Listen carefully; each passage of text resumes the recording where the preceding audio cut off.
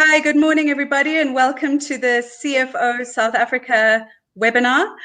Today, we're going to talk about leadership during the time of COVID-19. And we've got two fantastic CFOs joining us today to reveal their challenges and successes. I can see the room is still filling up, so I'm just going to chat a little bit just to make sure that everybody who's on their way in gets in. Apologies from RT Takrodian. She had a personal matter that she unfortunately had to attend to today, so she won't be joining us, but Mark and Ashley are certainly able to fill the space. we were just doing a little bit of chartered accounting in the waiting room before we started, working out exactly how many minutes that broke down to for each of us. Yeah, I've spoken to both of these guys extensively before, so I have every confidence that we'll certainly be able to fill an hour with interesting and useful information. So let me introduce who we do have today. We've got Ashley Francis, who's the Executive Financial Director of the University of Cape Town, and Mark Godfrey, the CFO of SPA. They're both extremely well-respected CFOs who've been grappling with the challenges of COVID-19 in their respective workplaces. And they are both CFO Awards nominees for this year. So thank you very much for joining us, both of you. It's good to have you here today. Looking forward to our conversation.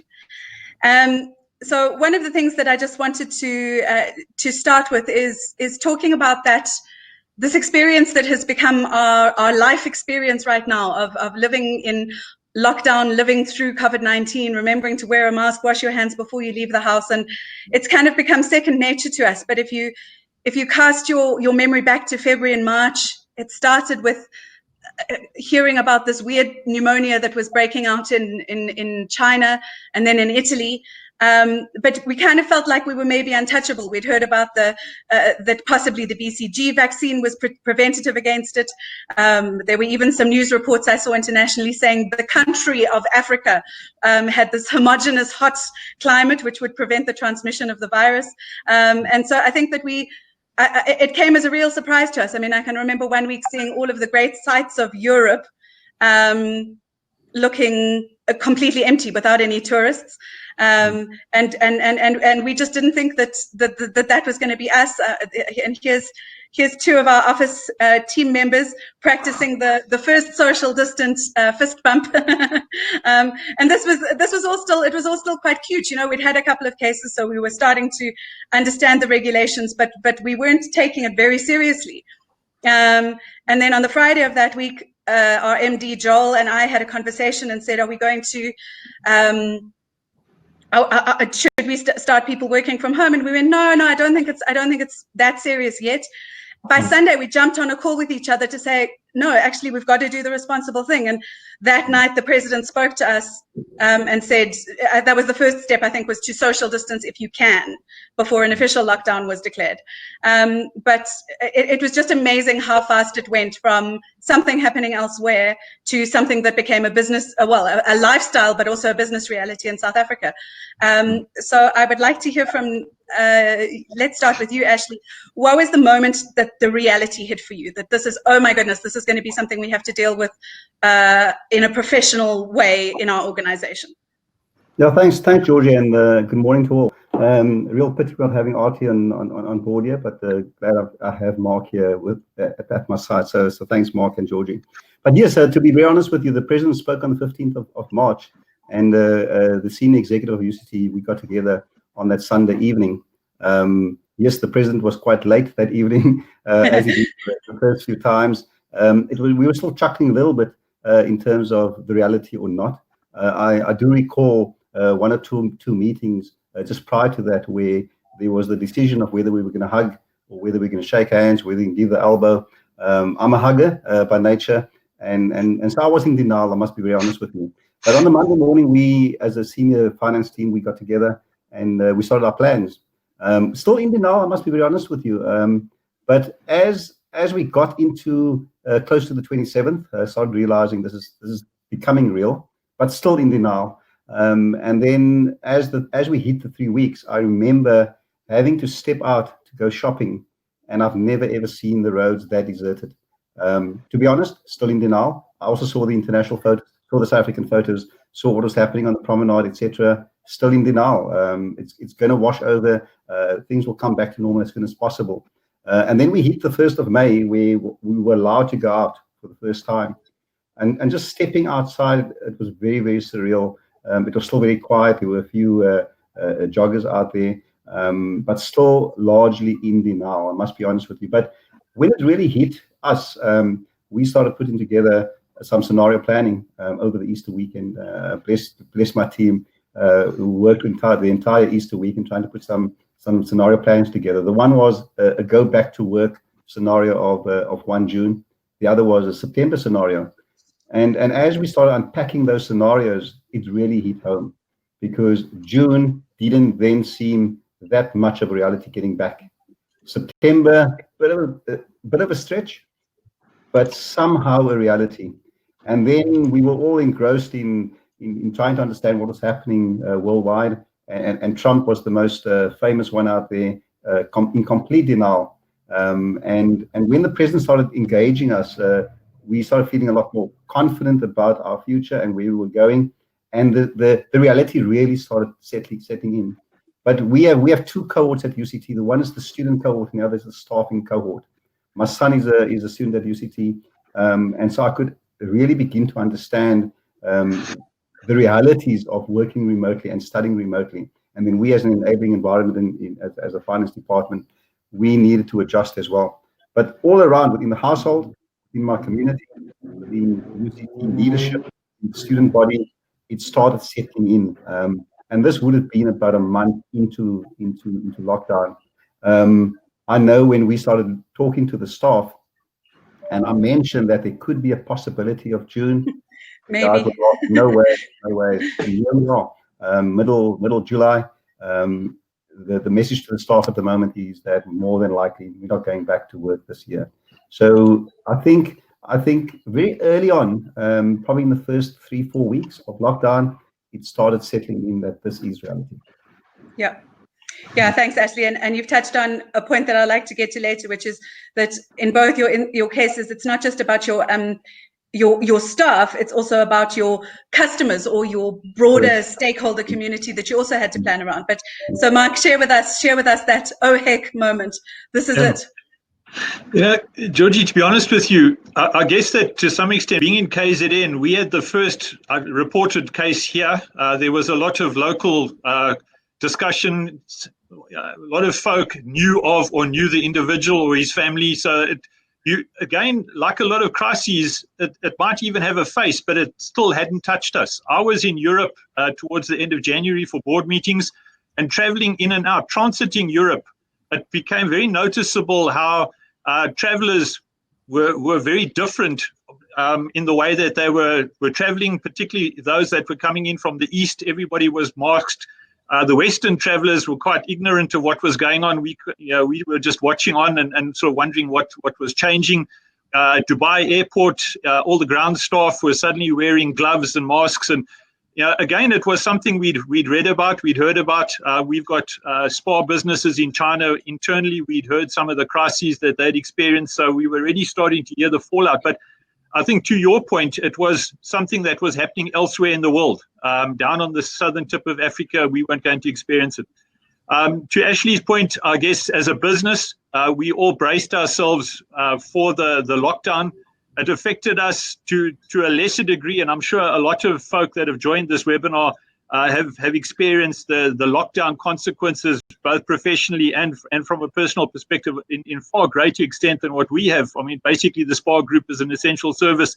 We've carried on trading throughout. Our crisis has been managing our staff's health and safety, and trying to ensure that we manage the supply chain, as opposed to all of those businesses that were forced to close. So our reality is a lot different to, I'm sure, a lot of folk that have joined this webinar. For us, we felt in the initial phases, we had certain sectors of our business closed, liquor closed, cigarettes closed. We were struggling with government trying to understand why we couldn't sell rotisserie chickens and why our delis had to close. Because again, this crisis didn't have a face. It had a name, but it didn't have a reality check. And even then, and I guess to a lot of folk even today, trying to deal with a crisis that is so infinite in its reality. I mean, I think it's far easier for a lot of executives to deal with a crisis if it was the destruction of a business or a major fire or something tangible that you can relate to. But in this instance, you are trying to brace and prepare yourself for something that's almost infinite in its size, but has such a dramatic effect. So we, as Ashley did, as a management team, go through the process of planning this, dusted off all of those disaster plans that I'm sure we've all got in our bottom drawers, and trying to, plan for, what could go wrong, do the scenario planning. But I guess the time that it really struck home for the first time is when we actually lost one of our staff in the Western Cape, and we finally had a face to the pandemic. We've been fortunate so far that we've only suffered one loss within our organization. We've had obviously a number of folk test positive, and all have been quarantined and have recovered well. But very early in the pandemic explosion in the Western Cape, one of our senior staff, an elderly gentleman, was tested positive, and as a result of some comorbidities that he suffered from, he actually passed. And suddenly this had a face. And for us as an organization, I think that was that chilling moment when suddenly it came home to roost. We've managed our retailers and the way that they've had to deal with the public and their protections, but it suddenly became real to us. And I guess in the whole process, I would say that would finally being able to see the reality is that tipping point. But, I think like everybody else, we planned for it. It was a surreal environment, but you suddenly had a name, a face, an identity that touched you personally. And I think that was probably that moment for me. Yeah, and you had it at that point, but we're all slowly getting there. That the first wave is everybody knowing someone who knows knowing someone who has it, and then the next wave is actually knowing someone who's died from it, and confronting the quite frightening reality of all of this. Correct. So both of your organizations have we're not at the end yet, so I can't say successfully weathered it. Although Mark, I certainly sort of a couple of weeks into this, I said, geez, if this editing gig doesn't work out, I'm going to open a grocery store, because those really do seem to be the most disaster worthy businesses. So I'd be interested to hear from you. What do you think that was right about your organizations before COVID-19 that's made it possible to be weathering the storm with some kind of confidence? So let's start with you, Ashley. No, thanks, Georgie. I think if you look at brand UCT, for some reason in the Western Cape, brand UCT always makes the news. It doesn't matter whether the wind blows to the south or to the southeast across the buildings at UCT, it will make the front page news. And that has been the case for at least the last 6 years, starting with roads must fall and fees must fall, etc. And so UCT in some way had to always be ready in terms of being able to weather any storm that would come its way. What has been important for us is being decisive, and that has been a cornerstone of UCT for a long time. It may not satisfy, that decisiveness may not satisfy all the cohorts that are affected at UCT, and we're talking communities and alumni, students and staff, etc. But the one area for me has been that UCT has always been decisive. I think there's always been an empathetic nature towards students and staff. Once again, not everyone is always happy in that regard, because we have 30,000 students who needs to be satisfied, 6,500 staff who need satisfaction as well. So you can never satisfy everybody. But generally speaking, being empathetic has been part of the culture of UCT.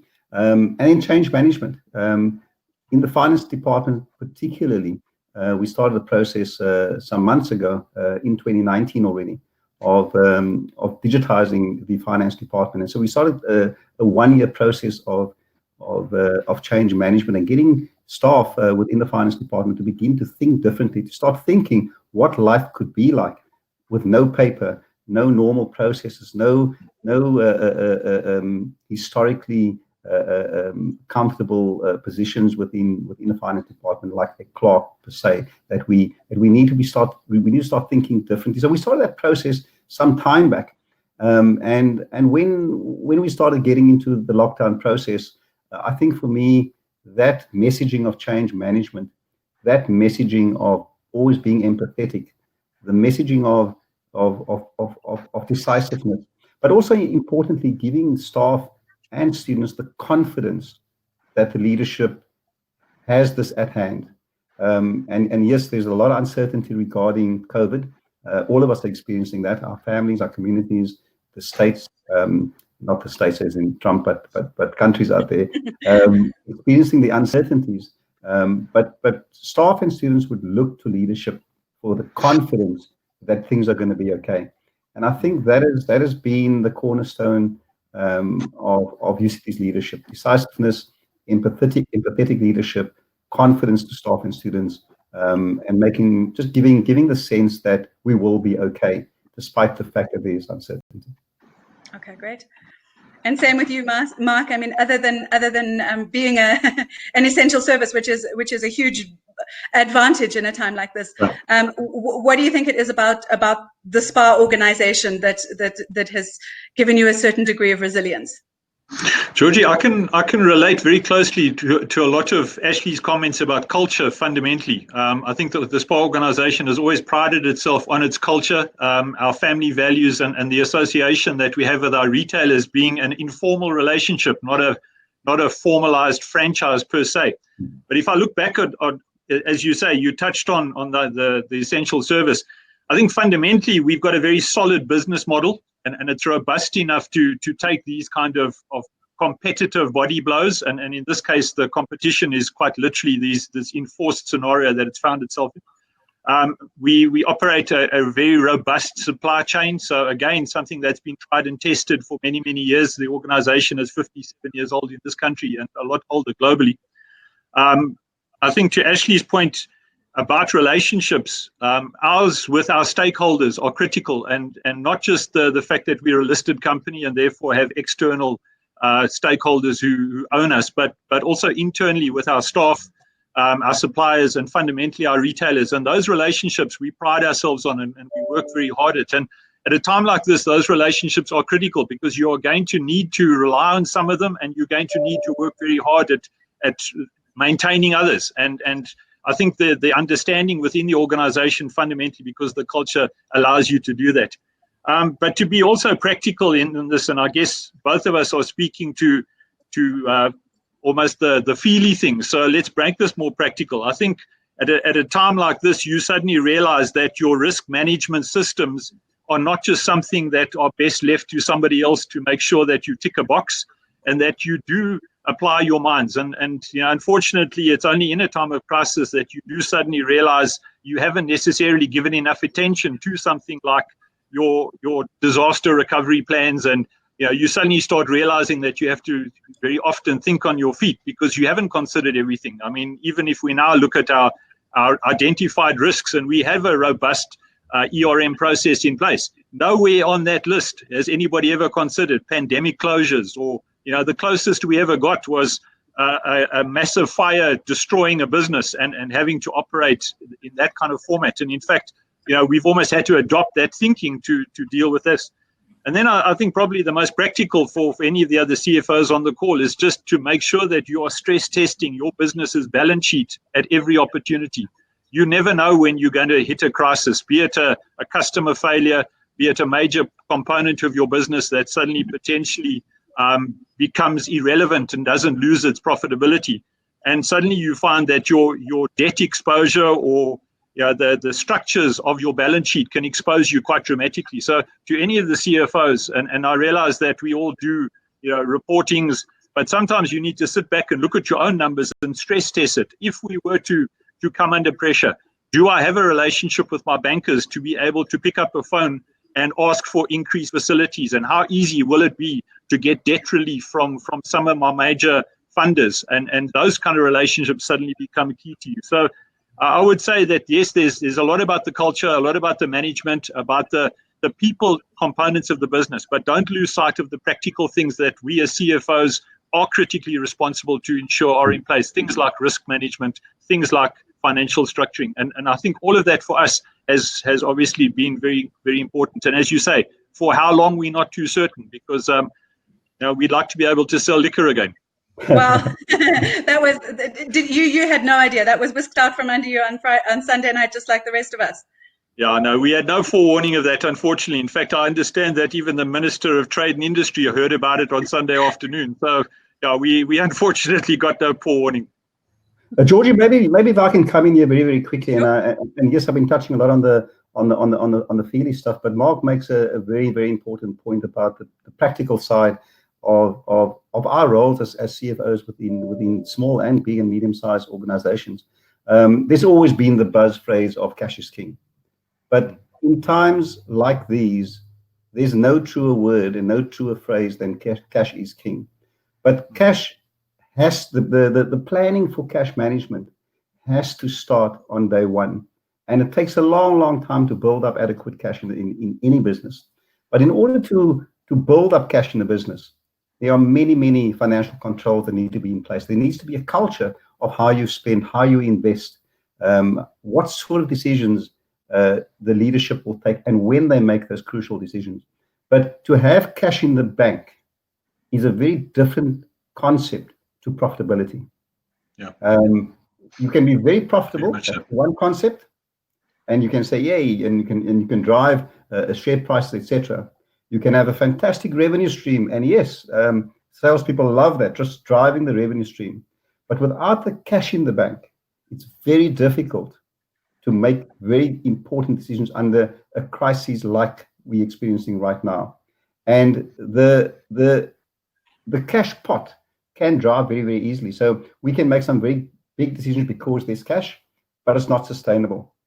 And I think the message for me and a big lesson, we've always been driving cash and cash is king phenomenon and concept. And we all learn from our worst experience in business sometimes that cash is really, really king. But what is important and what has been quite phenomenal within UCT is that we've started a process many years back to ensure that we always have cash in the business. And we never drive our operations down to the last cent. There's always a threshold, a bottom threshold and an upper threshold that we maintain at all times. And we always try to be above the upper threshold of cash in the bank at all times. But there's always this view from many people in an organization who thinks that if we have a number with many noughts behind it, we can now spend that. And that's the difficult part for CFOs, to convince the leadership and the community within an organization that cash is there for the rainy day and the tsunami. And the tsunami has hit us more so now than ever. But yeah, I just wanted to stress the point that we must not get carried away with the concept of revenue, the concept of profitability, and forget about cash, because this is the time when cash is important to allow very, very important decisions. Yeah, and I think that cash flow buffer has been such a challenge in South Africa's economic situation pre-COVID anyway, that I think that a lot of companies are probably riding right on the edge there anyway. So yeah, I mean, it's an important lesson to try and hang on to. I'd just like to let the audience know that we will be having a Q&A session at the end. I see some people have already started asking questions, so please just keep them coming in the chat, and we will get to them when we're in our Q&A phase. So both of you, what do you think that your greatest success has been since COVID? Like, what have you got right, where you feel, okay, we got on top of that, it's sorted? Mark. I'd hate to be able to say we got on top of it and it's sorted, unless you can tell me when you think we'll be over the curve, Georgie.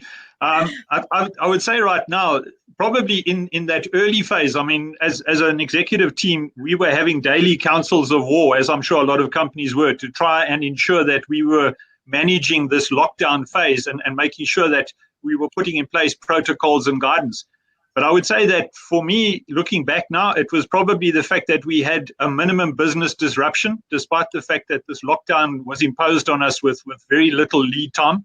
So we managed to keep our distribution business and our logistics operations in place. We managed to keep the food supply into retail with very little negative impact. I think we had a very seamless transition into remote working. You referred to your own conversation about sending staff home. We weren't able to do that with our entire force, because you can imagine we've got to run distribution businesses. So we've got a lot of folk that very, very quickly needed to be protected against risk. And at the same time, we had a lot of predominantly administrative staff that we needed to allow to move out and to ensure that they could still continue performing their primary functions. I think personally, it would be the fact that we delivered our interim result 5 weeks after we went into lockdown, with a number of the new IFRS standards having to be adopted for the first time. We bought an international business in Poland on the 1st of October, and we were still all learning to speak Polish, and we had to consolidate that literally six months later. And obviously, as you can appreciate, trying to meet reporting deadlines in that early stage of lockdown, when you weren't engaging with auditors, you were not really able to engage too much, even with your own staff. We were trying to do consolidations virtually, which takes me back to accounting 101, trying to remember how the journals went when you're trying to watch it on a screen, as opposed to get the consolidated result. And I think fundamentally, it's just been how our leadership have almost, I won't say rolled with the punch, but have been able to step up into this crisis. It's been fantastic to see. We operate a very decentralized business. Each of our distribution regions literally has its own management team in place, and they have a lot of autonomy to run those regions under obviously budget and delegated authorities. But they've all done exceptionally well, just literally taking this in their stride, obviously with a great deal of stress and tension, but being able to continue the business. And I think if I were to compliment my own team, I think they've done an incredible job over this time. Okay, that's great to hear. And I do think it's interesting, all of these kind of forced innovations or forced new ways of doing things, and that's a point that we're going to get to later. But it is amazing how well they can work and how we can actually do them if we need to. Ashley, so what has been your biggest success? Sorry, I lost track of the question for a second. So, Georgie, maybe I can break it up into two parts. The one is our academic project, and then I'll hone in onto the finance department. But UCT, if we wanted to be very, very straightforward here, we're a cottage machine of getting students in, and we educate them in such a way that they can make a contribution and a very meaningful contribution to society and to the economy. And that's our academic project. We do teaching and learning, and we provide research and fundamental research. What has been a massive success is that we have been able to continue our academic project. Now, the way we teach at the moment is no different to how we taught 100 years ago. The lecture theatre looks exactly the same as it did 100 years ago. So change within a higher education is not that easy. But what has been a massive success for us as UCT was to be able to adapt so quickly to ensure that every single student at UCT was able to work remotely as seamlessly as possible. And we engaged in procuring thousands of laptops, and we distributed them to each and every student wherever they were staying. We managed to do that. Over and above that, we were quite proactive in the past, and as part of our culture, that we provide a laptop to every single financial aid student at UCT. So that is not COVID related, it's just the way we operate. But when COVID hit, we then provided that gap. We provided laptops to them. So the academic project continued, and we remain firm and committed to completing the academic project, albeit that it will not be at the end of November. It more than likely will be at the end of February next year. The commitment remains, and students are being educated, and we will be able to fulfill some throughput at the end of this academic year that will feed the economy. So that for me has been a massive success. But on the finance department side, I'm extremely proud, I must be honest, as with Mark, and I've spoken to many other CFOs. It's just somehow it's been the theme for me. And if I can hone in on my finance team, everyone has just stepped up to the plate and did more than what was expected and is being expected. And likewise, we also delivered our financial results under COVID conditions, signed off at the end of June, and almost the entire audit was done remotely. We met all the deadlines. We managed to achieve all of our objectives on time, with accolades. And it's amazing to sit back as a CFO and look at the team and just understand how every single person within the team just stepped up, did what they needed to do with professionalism, with dedication, with efficiency. Has been difficult not being able to switch off over this last while, but every single person within the finance department was able to step up and deliver. But the other success for me, to be honest with you, I'm a bit of a people's person. I really got to know a lot of my staff remotely. We sit with about 160, 170 staff within the finance department, and it's very difficult to get to each and every one when things are normal. But during lockdown, I was able to connect with every single one, and just understanding what they do, what their culture's like, and who they are as human beings. That for me has been a massive success, and I really don't want that to be taken away in terms of the connection that we've had. But if I can summarize, I think the efficiency, the professionalism of the finance team stepping up to the plate and just making things happen. It really became a unit that worked quite sleekly, I must be honest with you, and it's quite a proud thing to witness.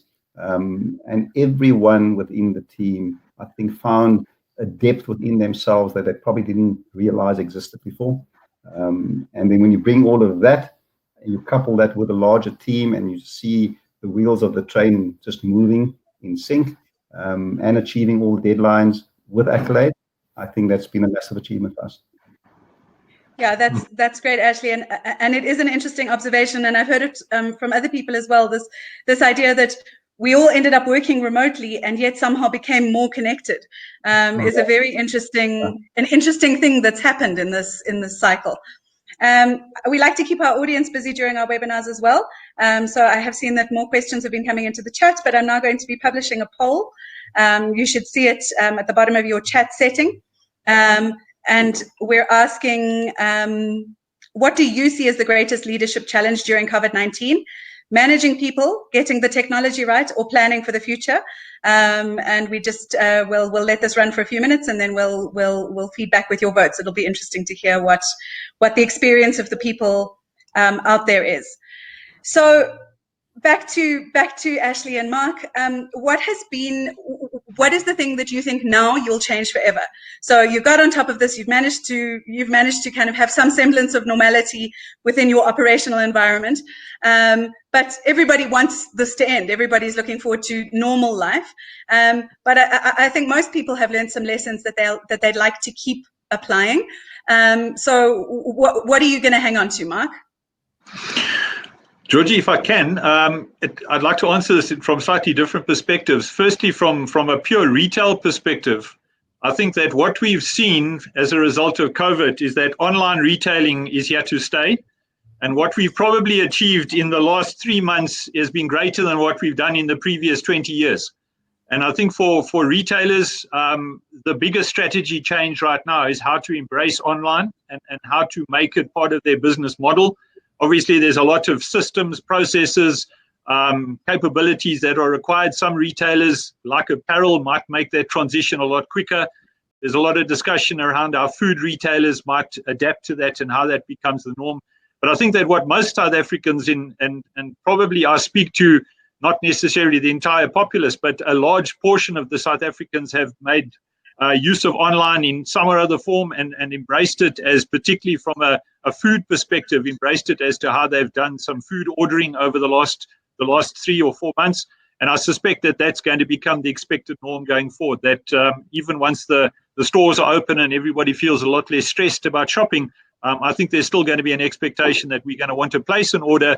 And it's not just going to be our takeaway food that we want to be able to place orders. It's going to be our grocery requirements in some or other form. And I think that all of the major food retailers in South Africa are dabbling with this in one or other form. And I suspect you'll see change in that space as we go forward. So hence I say this crisis has definitely changed business. And I suspect we will look back and a lot of research and I'm sure, Ashley, your teams will publish papers on this in years to come about what happened in 2020 and how that changed not just the economies, but how it changed business and business practice. And I suspect that the so-called new normal that we one day look to embrace when COVID is history is going to look sometimes very different. And I think that's also one of the challenges that we face is what does this new normal look like? It's definitely not going to be business back in January and February. as a lot of folk are starting to appreciate that it's going to have a very different look and feel. So for me, retail, I think this online concept is here to stay in one or other format. I think from a business perspective, what the last 4 months has shown me is that agility is critical.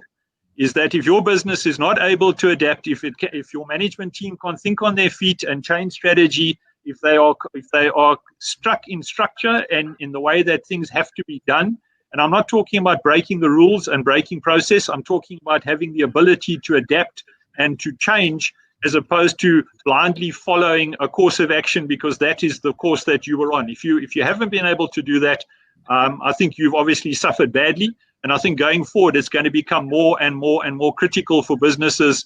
Yes, it is important to have strategy. It is important to have process. It is important to have a strong idea as to where and what you want to achieve. But I think as this pandemic has shown us, those businesses that will come out of this successfully, or even some cases strengthened, are those that have been able to adapt.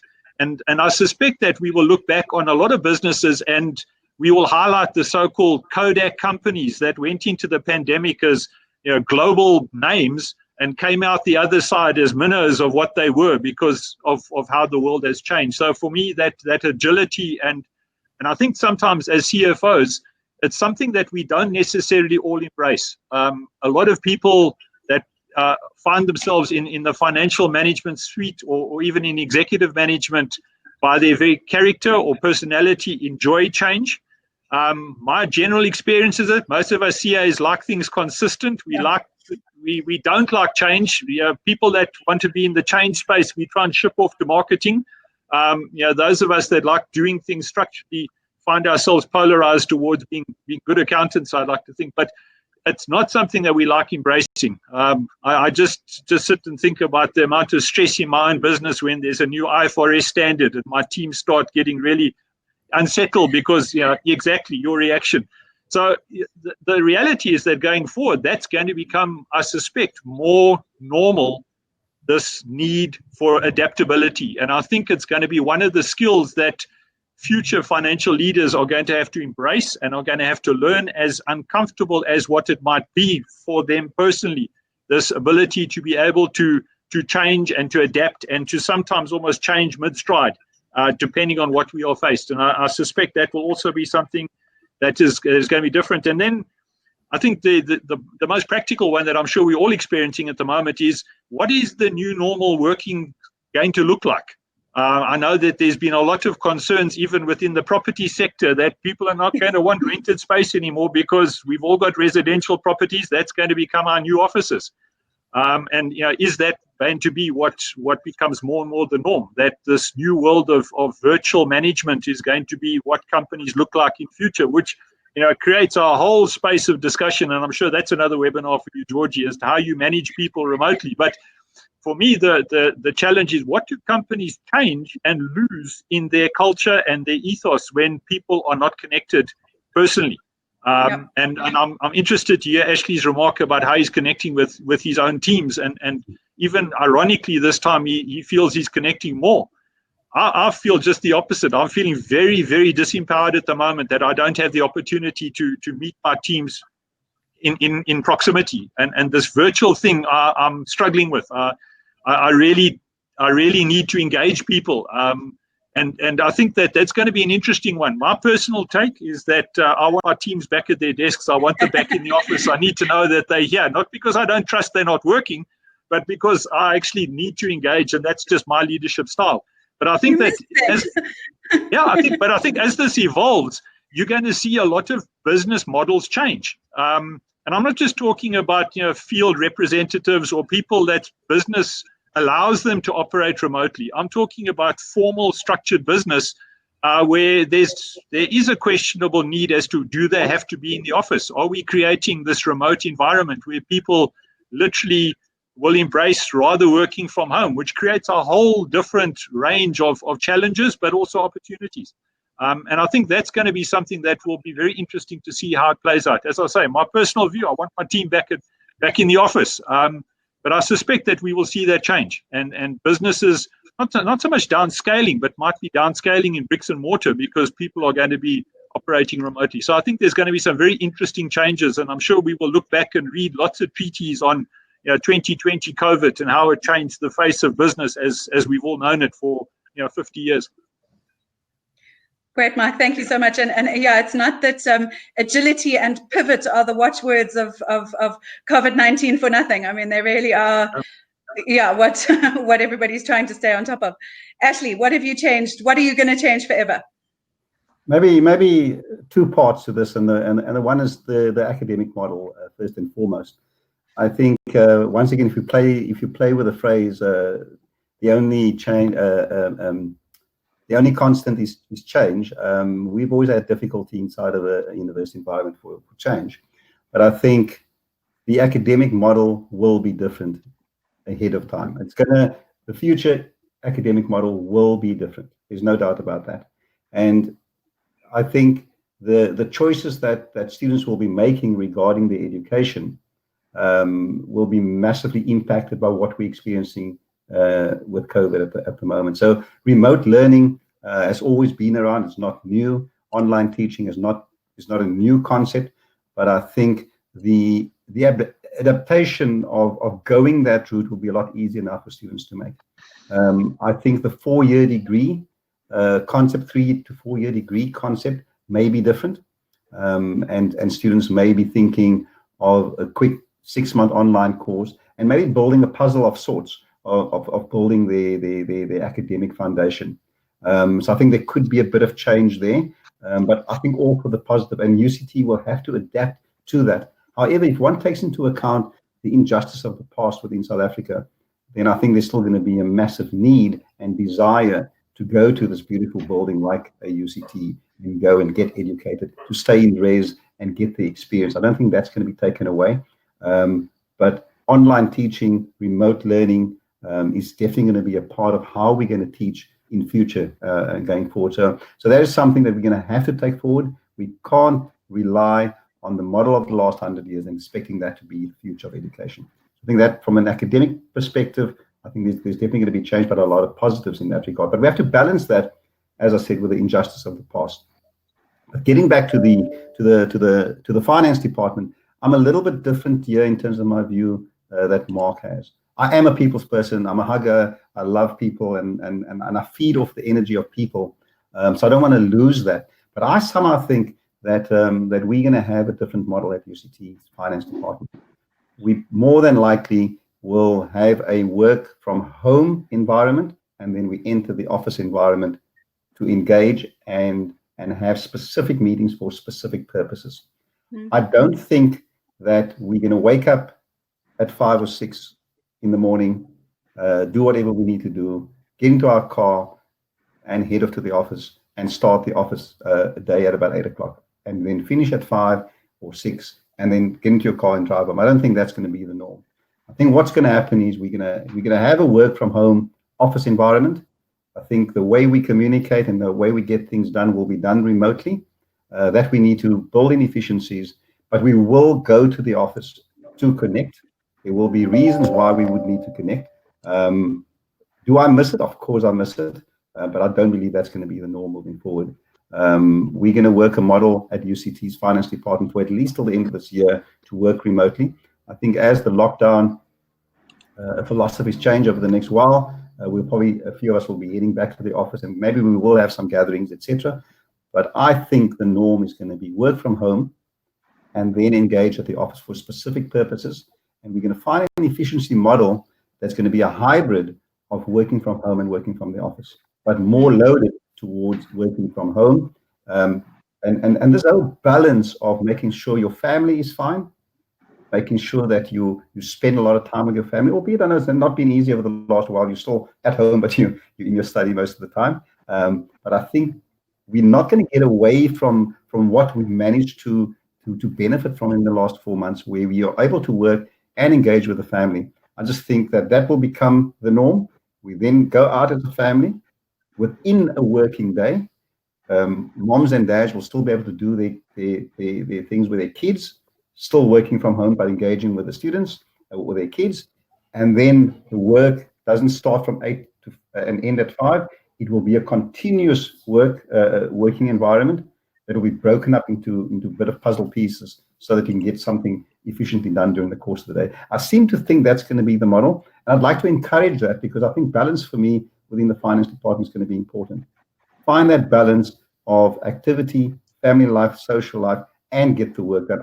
I would have denied the fact that we could be this efficient working remotely. I've now discovered you can be efficient, and it is more efficient, but you need to find the balance.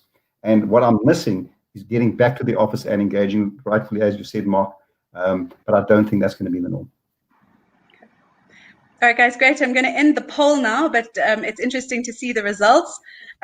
We've got 19% for managing people is the greatest challenge. 19%, so it's an even split, is getting the technology right, and 61% is planning for the future, which is, I think, the struggle that we're all facing. Before we go over to the questions, because I've seen that quite a few have come in, I'd just like to ask you for one final word of wisdom or leadership lesson that you want to share with other leaders or other aspiring leaders from COVID-19. I'll start with you, Mark. One. I think that for me, the most critical thing is to stay focused.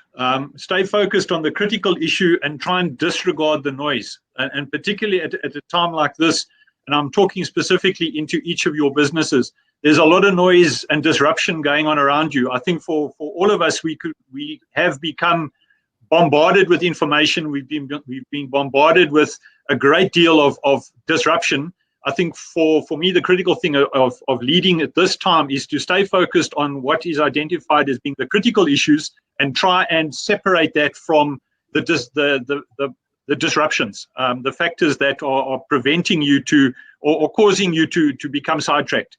If you can stay focused, be it on your people, be it on your projection of the future, be it on the crisis that you're dealing with, I think for me that is most important, because it is very easy with everything that is sidetracking you, be it personal, be it professional, be it within the environment, even be it for that matter government, political, as to what's going on around you. And most important, stay positive. Great. Thank you, Mark. I hope you do. Ashley.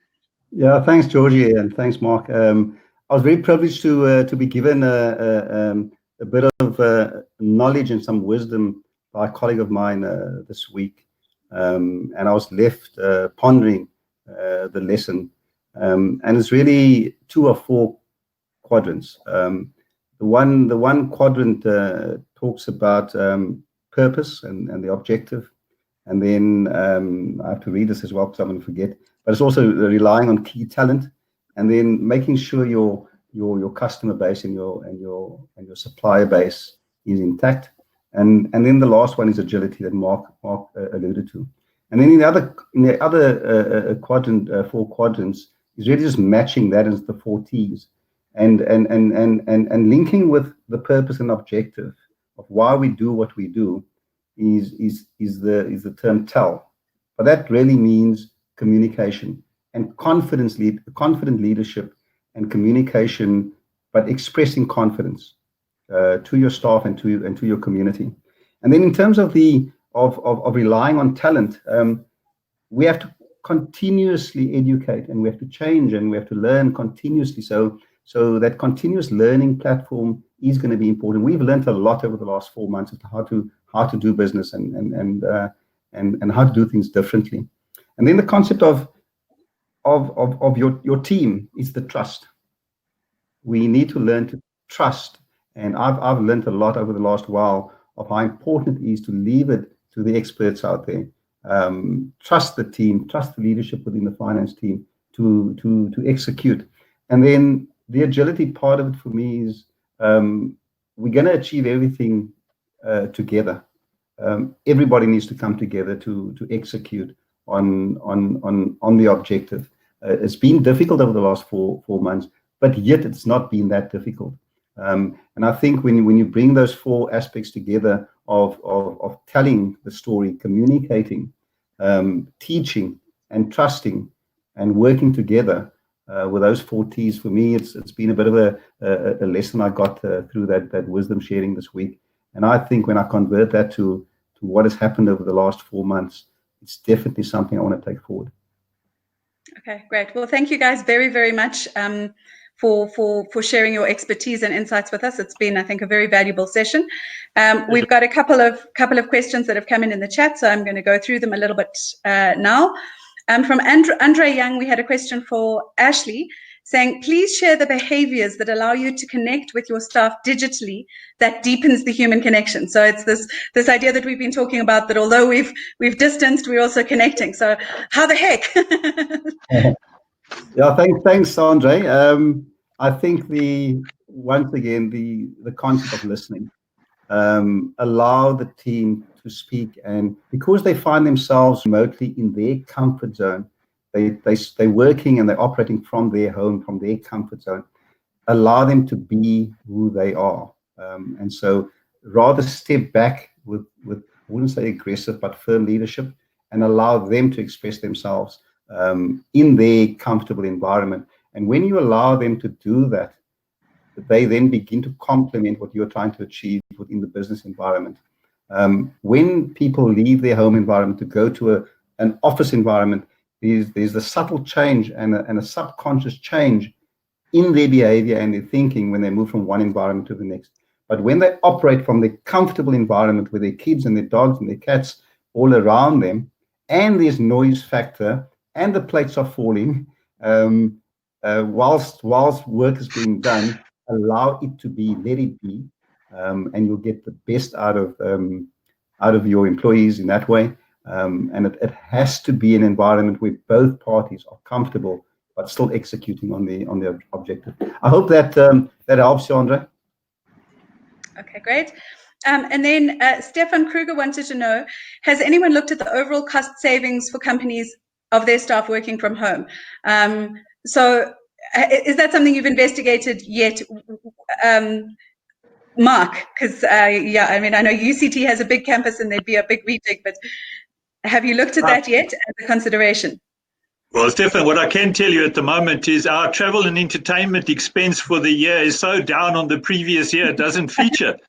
I think to the points that have been made, we also had to ensure that if we were going to have our staff work remotely, that we needed to provide them with all the tools. So obviously there was, on the one end, investment in additional equipment, and Ashley, thank you for taking all the laptops, because we struggled to get any in KZN. So needless to say, we understand that they're all used in the Western Cape, but that was obviously one of the challenges initially, was this extraordinary outlay on IT infrastructure to be able to allow people and to give people the ability. The other thing that obviously South Africa is not famous for is obviously bandwidth to be able to access systems. And again, we had to invest in capability for staff to be able to dial in and download data to be able to perform. So I think on the one hand, there has been quite a significant debit on that side of the equation. But I think and I say, quite tongue in cheek, that we've seen substantial reductions in travel and entertainment. And that's not just working remotely. I think that's just the state of the lockdown generally. And without reopening the debate with Ashley about staff working remotely, I do think that there is a cost of the individual working remotely, and I'm talking about the stress factor, because I think one of the things that you do often hear about when you talk, and I'm sure that a lot of us have experienced it working remotely, is that you don't sometimes switch on your laptop at 8 o'clock and switch it off at 5 o'clock and take half an hour for lunch. You find yourself at 11, 12 o'clock at night still doing what you started doing at 5 o'clock in the morning. And I think for me, that's one of the stress factors that working remotely hasn't costed. And I think in time to come, there's going to be a lot of field study around what is the human cost of working remotely. And I don't necessarily want to open the debate with Ashley, because I do share a lot of his views. And I think working remotely does lend itself to certain individuals. And I think it can become a choice thing as opposed to a forced or an enforced working environment. And what I am fearful about is not just the rands and cents cost of working remotely, but the emotional cost that some folk are not able to disconnect.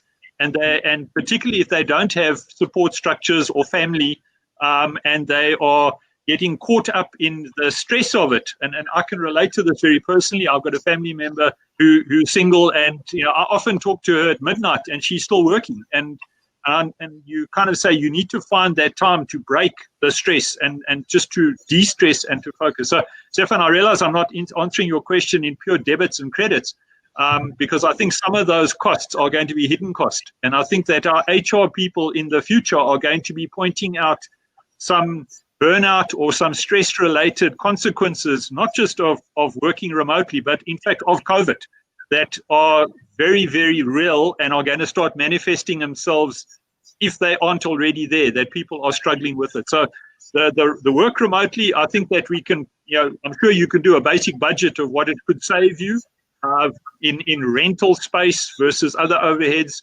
versus the provision of IT equipment and stationery to work remotely, the saving on salary differentials for transport, if that was a consideration.